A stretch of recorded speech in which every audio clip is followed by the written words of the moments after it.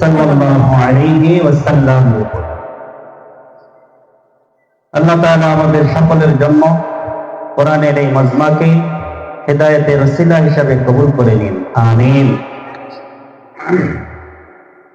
সম্মানিত এলাকাবাসী,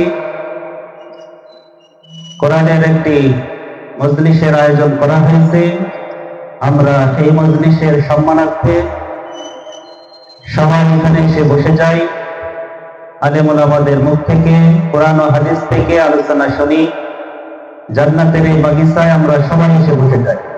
আজকের এই দিনে আমরা বিভিন্ন কাজে সময় নষ্ট না করে আমরা কোরআনের জন্য একটু সময় ব্যয় করি। আল্লাহ তাআলা আমাদের তৌফিক দান করুন, আমিন। আমি সূরা কাহাফ থেকে 109 নম্বর আয়াত তেলাওয়াত করেছি। আল্লাহ তাআলা সূরা কাহাফের মধ্যে অনেক ঘটনা বর্ণনা করেছে। ইতিহাসের অনেক আশ্চর্যজনক ইতিহাস এই কাহাফের মধ্যে আল্লাহ তাআলা বর্ণনা করেছে। এই কাহাফ শব্দের অর্থ হলো গুহা। আসহাবে কাহাফ, গুহাবাসী। এই সূরার ঐতিহাসিক একটি গুরুত্বপূর্ণ ঘটনা, যেটা কেন্দ্র করেই এই সূরার নামকরণ করা হয়েছে। যে গুহাবাসী ছিলেন 7 জন যুবক। এই 7 জন যুবক যখন গোটা বিশ্ব শিরকে নিমজ্জিত, বিভিন্ন মূর্তিকে সেজদা করে, রাজা বাদশাকে প্রভু মনে করে, তাদের সামনে মাথা নত করতে হয় এবং মাথা নত না করলে তাদেরকে হত্যা করা হয়।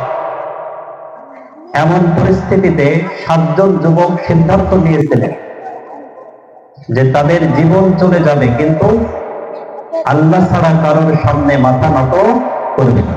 সুবহানাল্লাহ। সেই 7 জন যুবককে আল্লাহ তাআলা এমন ভাবে নিরাপত্তা দিলেন, তারা শুধু চেয়েছিলেন যে আমাদের রব হলো আল্লাহ, রব্বুনা রব্বুস সামাওয়াতি ওয়াল আরদ। আমাদের রব তিনি, যিনি আসমান এবং জমিনের মালিক। সুবহানাল্লাহ।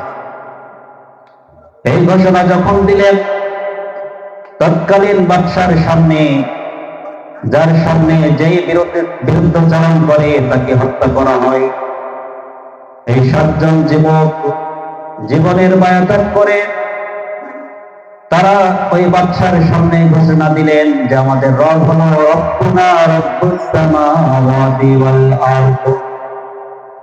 আমাদের রব তুমি না, আমাদের রব হলো আসমান এবং জমিনের মালিক। সুবহানাল্লাহ।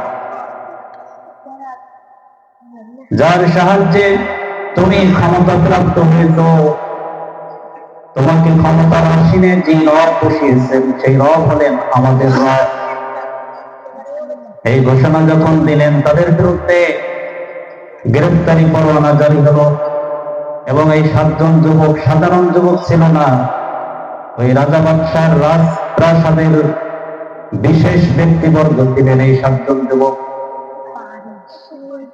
তারা যখন সিদ্ধান্ত নিলেন যে শিরিকের মধ্যে নিমজ্জিত থাকবো না, জীবন চলে যাবে কিন্তু শিরিক করতে পারবো না। আর এই ঘটনা হলো ঈসা আলাইহিস সালামের পরের ঘটনা এবং আমাদের নবী মুহাম্মদ সাল্লাল্লাহু আলাইহি সাল্লামের জন্মের আগের ঘটনা, এর মধ্যবর্তী সময়। ঈসা আলাইহিস সালাম এবং আমাদের নবী মুহাম্মদ সাল্লাল্লাহু আলাইহি সাল্লামের মধ্যে ব্যবধান কত বছরের? 600 বছরের। ঈসা আলাইহিস সালামের আসমানে ওঠার 600 বছর পর বিশ্বনবী পৃথিবীতে আগমন করেছে। সুবহানাল্লাহ। ঈসা আলাইহিস সালাম তার উম্মত শিরিক করে না। ঈসা আলাইহিস সালামকে শিরিক করতে শিক্ষা দিয়েছেন না, ইবাদত করতে শিক্ষা দিয়েছেন আল্লাহর।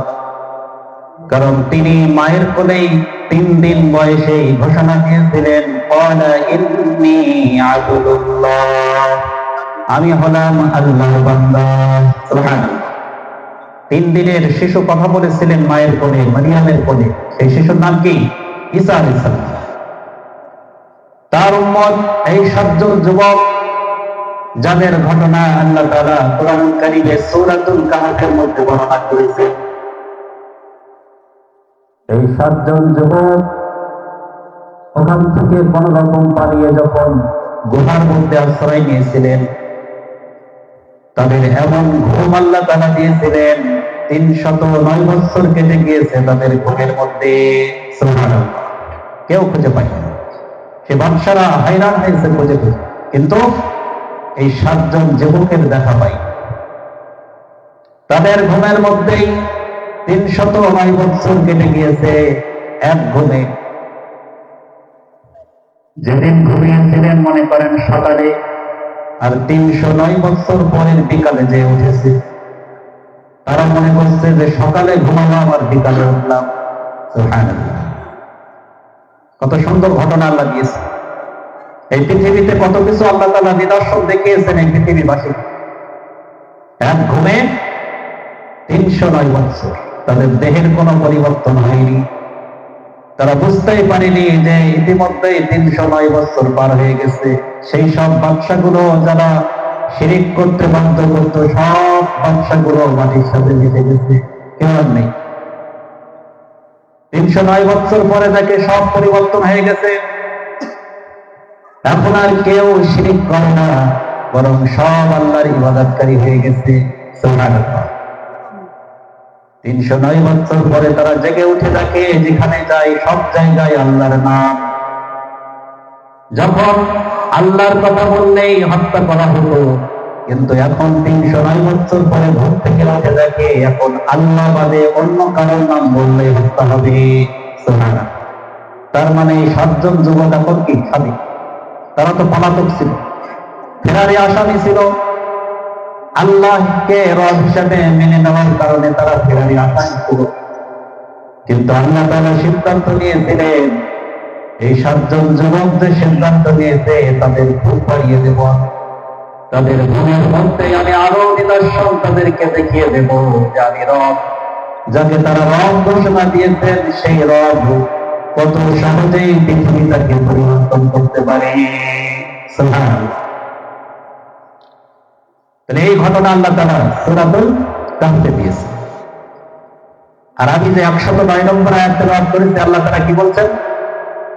قُل لَّوْ كَانَ الْبَحْرُ مِدَادًا لِّكَلِمَاتِ رَبِّي।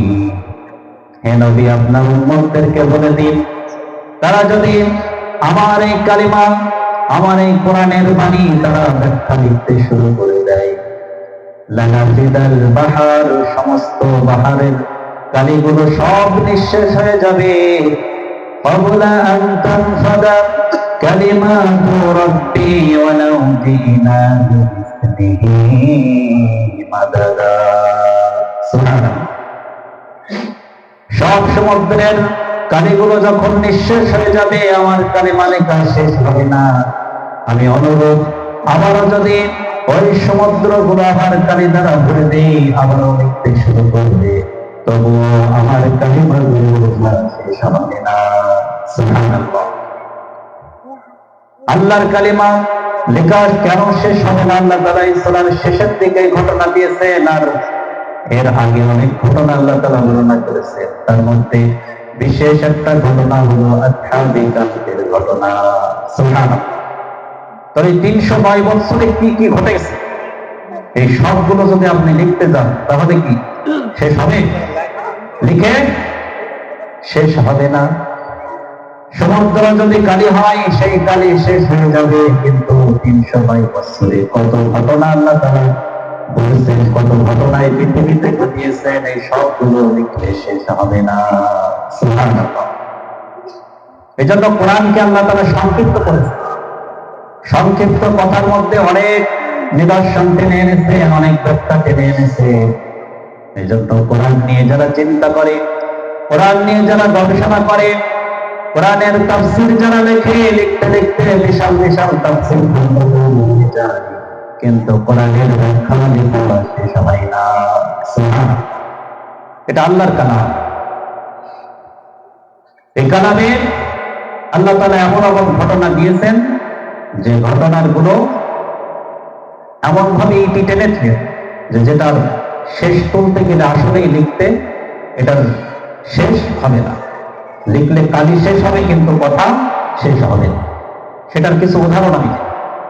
আপনারা ইতিপূর্বে অনেক শুনেছেন যে কলমের কালি, সমুদ্রের পানি সব শেষ হয়ে যাবে, কিন্তু কোরআনের ব্যাখ্যা শেষ হবে না। কেন শেষ হবে না এই বিষয়ে আজকে কিছু আলোচনা করবে ইনশাআল্লাহ। এই কোরআনের মধ্যে আল্লাহ তাআলা আরো একটা বিষয়ে বিশেষ ঘটনা আলোচনা করেছেন, সেটা হলো মূসা এবং খিজির আলাইহিস সালামের ঘটনা। মূসা এবং খিজির আলাইহিস সালাম এই কোরআনের ৬০ নম্বর আয়াত থেকে আল্লাহ তাআলা এই মূসা খিজিরের আলোচনা করেছেন, সেটা বিস্তারিত আলোচনা করব ইনশাআল্লাহ।